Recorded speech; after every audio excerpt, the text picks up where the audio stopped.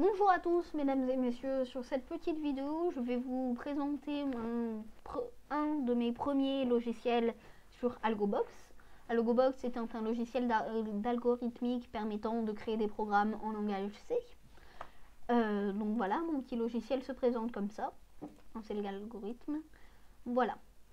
Donc ça se présente comme ça, bonjour et bienvenue, je sais écrire du texte en C, et toi?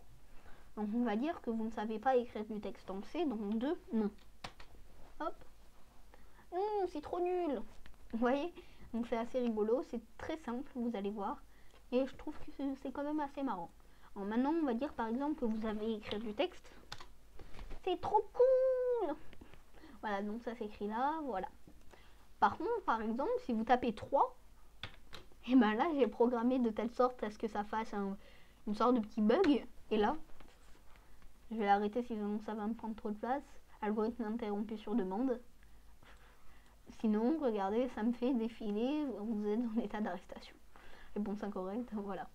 Donc c'est un petit truc assez facile, très simple même. Donc vous allez voir, c'est très simple. Donc je sauvegarde ça. Je vais l'appeler Algo 2. Algo 2. Voilà, enregistré. Alors, donc je vais vous montrer.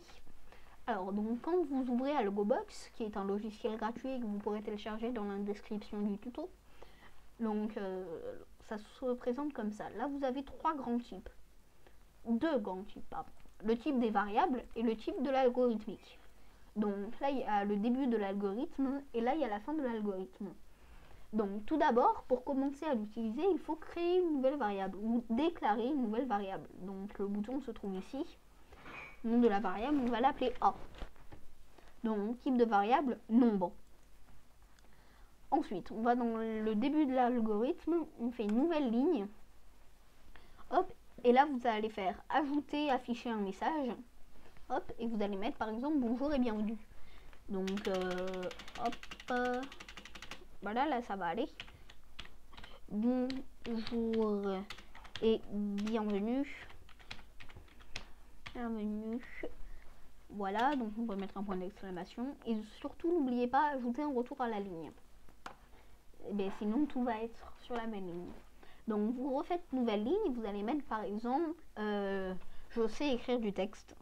Ou alors, je sais pas, moi, ce que vous voulez, en fait. Je sais écrire du texte en C. Et toi? Point d'interrogation. Hop, retour à la ligne. Nouvelle ligne. Vous allez mettre par exemple oui égale 1. Oui égale 1. Et non égale 2. Non égale 2. Voilà. Donc maintenant, on va dire au programme que l'ordinateur va taper 1 ou 2. Donc là, il faut faire une nouvelle ligne. Et sur cette nouvelle ligne, vous allez ajouter lire variable qui se trouve ici. Hop, donc lire la variable A. Ok. Hop. Donc ça, regardez ce que ça va faire quand vous testez l'algorithme. Là, hop, vous pouvez écrire du texte. Donc bonjour et bienvenue, je sais écrire du texte en C, et toi? Oui égale 1, non égale 2. On tape 2 par exemple. Hop, mais là, vous voyez, il ne se passe rien. Donc là, on va apprendre à écrire du texte justement ici. Alors, donc, annuler, fermer. Là, vous ouvrez, vous faites une nouvelle ligne. Vous allez ajouter la condition tant que A est supérieur à 2 ou A inférieur à 1. Ça veut dire que s'il tape 3 par exemple, ou s'il tape 0, quoi qu'il en soit, ça va faire ce qu'on va dire. Hop. Et là, on va marquer réponse incorrecte, par exemple. Alors, pourquoi? Alors, réponse incorrecte.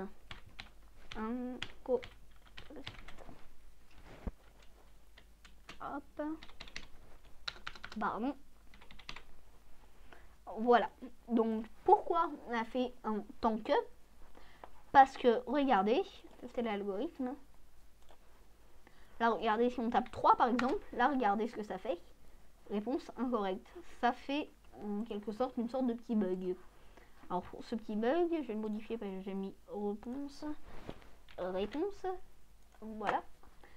Alors, ce petit bug, c'est grâce à tant que, vous vous en rappellerez. Donc là, maintenant, on va faire une finition normale. Donc, c'est le si alors. Hop, donc si A est égal à 1, alors, et là on va marquer par exemple c'est génial, ou alors c'est super. Allez, c'est super. C'est super. Voilà, foutre un retour à la ligne, voilà. Hop, là maintenant on va refaire un si.